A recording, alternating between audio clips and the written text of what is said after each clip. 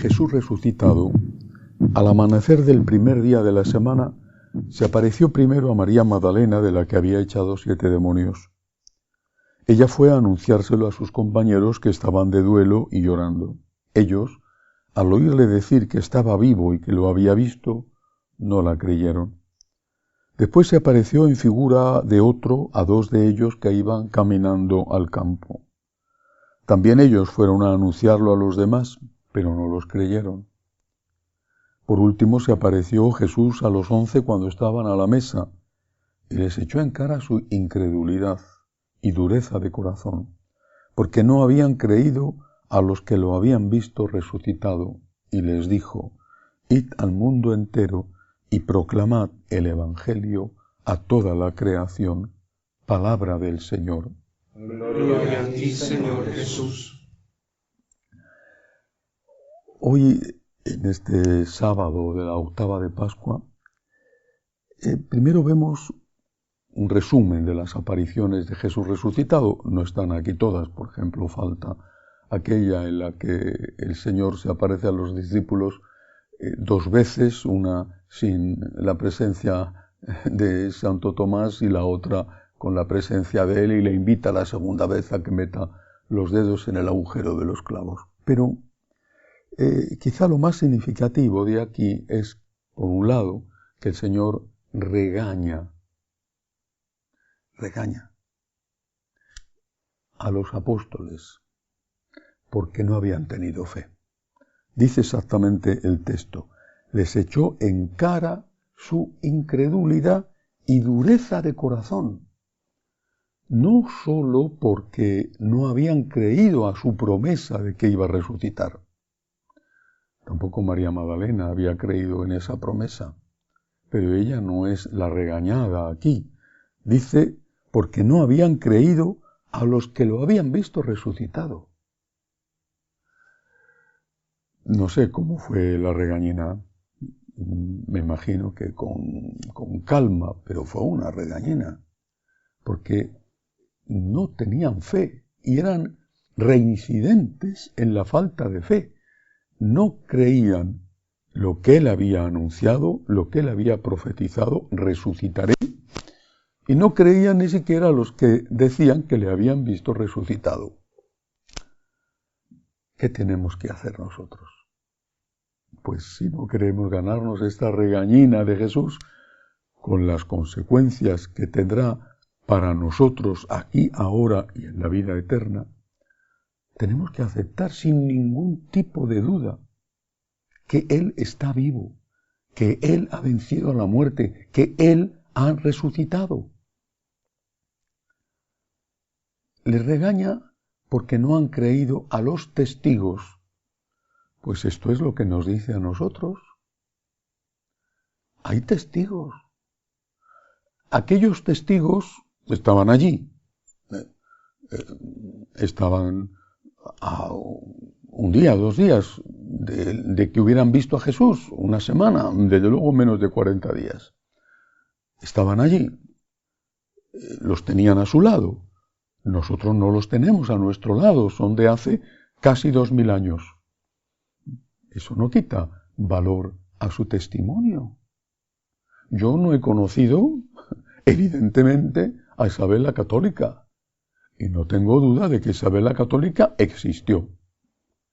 No he conocido a Napoleón, no he conocido a Julio César, no he conocido a Cervantes, y sin embargo no tengo ninguna duda de que esas personas que existieron, algunas de ellas muchísimo antes que Jesucristo, esas personas existieron, no tengo duda de que son personas reales. Podrán discutir los historiadores sobre si exactamente qué prometió Isabel la Católica que no haría hasta que conquistara Granada. Bueno, esa es una cuestión menor. Pero existir, existió. Y nadie ha dado la vida mediante la tortura espantosa por decirnos: Isabel la Católica existió. Nadie ha dado la vida por eso. Los testigos de la resurrección dieron la vida, padecieron la tortura, fueron perseguidos por decir que Cristo resucitó, porque ahí está la esencia y la clave de todo. ¿Y nosotros no creemos en los testigos? Pues recibiremos la regañina aquí y en el más allá cuando llegue la hora de nuestra muerte, que recibieron entonces los discípulos. Les echó en cara su incredulidad y dureza de corazón. Cristo ha resucitado. Es ofensivo para Dios dudar, negar de este hecho histórico. Es ofensivo. Y es ofensivo para los testigos de esa resurrección. El hecho de que no se nos haya aparecido a cada uno de nosotros Cristo resucitado y que a cada católico no se le haya aparecido Cristo resucitado diciendo, aquí tienes las heridas de mis manos, mete tus dedos, eso no implica que no debamos creer en la resurrección. Cuando el Señor se aparece aquella segunda vez delante de Tomás y le invita a meter los dedos en el agujero de los clavos, le dice, deja de ser incrédulo y no creyente, y vuélvete en creyente. Dichosos aquellos, añade, que crean sin haber visto. Nosotros creemos por la palabra de Cristo y nosotros creemos por lo que nos dijeron los testigos, que fueron tan de fiar que prefirieron morir antes que negar lo que habían visto, oído y tocado. Una segunda enseñanza en este Evangelio. El Señor se despide y les dice, id al mundo entero, y proclamad el Evangelio a toda la creación. La palabra Evangelio se ha convertido en una palabra que utilizamos con distintos significados. Y hay que ir a la etimología, al origen, para entender cuál es el verdadero, el originario de esos muchos significados. Decimos que el Evangelio es donde están cualquiera de los 4 textos que nos narran la vida de Jesús, los 4 evangelios. Pero la palabra evangelio significa buena noticia.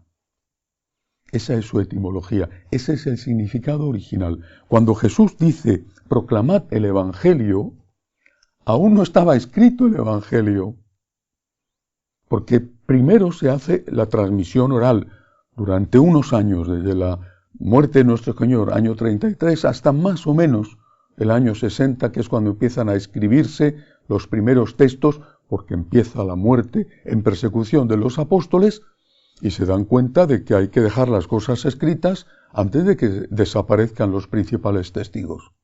30 años, por lo tanto, hubo de transmisión oral, fiel transmisión oral. Por lo tanto, cuando el Señor dice proclamad el Evangelio, no está refiriéndose a unos textos que aún no existían como textos, y que ni siquiera en ese momento existían como tradición oral, porque va a empezar a partir de ahí esa transmisión oral de lo que ocurrió. Está refiriéndose a una buena noticia. Es de verdad importante tener esto claro, porque lo que el Señor le dice a aquel grupo, un grupo de personas duras de corazón, le dice, transmitid a todos, hasta el fin del mundo, a toda la creación, transmitid esta buena noticia, he resucitado. Esta es la buena noticia. Es la única, de verdad, la única noticia que merece ser llamada buena noticia y que ha sido proclamada en la historia de la humanidad. Cristo ha resucitado. Si Cristo ha resucitado significa que hay resurrección. Esta es la clave. Hay vida eterna. Esta es la clave. Esta es la buena noticia. Hay vida eterna. La muerte no es el final. Y hay que creerlo y gritarlo. La muerte no es el final. Hay esperanza. Leía una frase de un filósofo, un pensador. No sé si hoy existen todavía los filósofos. Un pensador que afirmaba en una de sus obras, en sus últimos libros, que sin esperanza la vida se convierte en un camino insoportable hacia la muerte. Hay esperanza, existe la esperanza, hay vida eterna. La esperanza no es que te aumenten el sueldo, o que consigas un trabajo mejor, o que te cures de un cáncer. Porque con un sueldo mayor y con un trabajo mejor y sin cáncer, más pronto o más tarde vas a morir, y van a morir tus hijos, y van a morir tus amigos. La esperanza es que hay vida eterna. Esta es la buena noticia. Y si hay vida eterna es porque Cristo resucitó. Tenemos la certeza, la seguridad, sin la más pequeña duda. Hay vida eterna.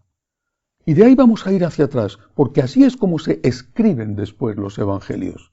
Se parte de la experiencia de la Pascua. Cristo ha resucitado. Y a partir de ahí, los que fueron testigos de la resurrección y de lo anterior, empiezan a contar lo anterior, porque es la resurrección el certificado de autenticidad de todo lo anterior. Porque si resucitó, significa que estaba vivo. Y si estaba vivo, significa que nació. Ahora, nació, lo mataron, resucitó. El final de la historia es este, resucitó. Pero eso significa que murió. Se murió como murió. Son testigos de ello, la crucifixión. Y antes de morir, vivió. ¿Qué hizo? 3 años de vida pública. Son testigos de ello, los que le acompañaron desde el primer momento que empieza esa vida pública. Y antes hay un largo paréntesis de vida oculta en Nazaret, del cual solo sabemos algunas pinceladas. Niño Jesús perdido y hallado en el templo, huida a Egipto, nacimiento virginal en la Santísima Virgen María,